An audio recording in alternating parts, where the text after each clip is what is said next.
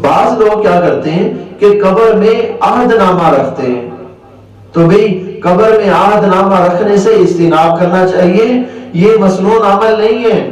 آپ صلی اللہ علیہ وسلم نے ایسا نہیں فرمایا، صحابہ کرام نے کوئی عہد نامہ نہیں رکھا، تو عہد نامہ جو رائج ہو چکا ہے اس سے اجتناب کرنا چاہیے۔ کیوں؟ اس وجہ سے کہ بے ادبی ہوتی ہے۔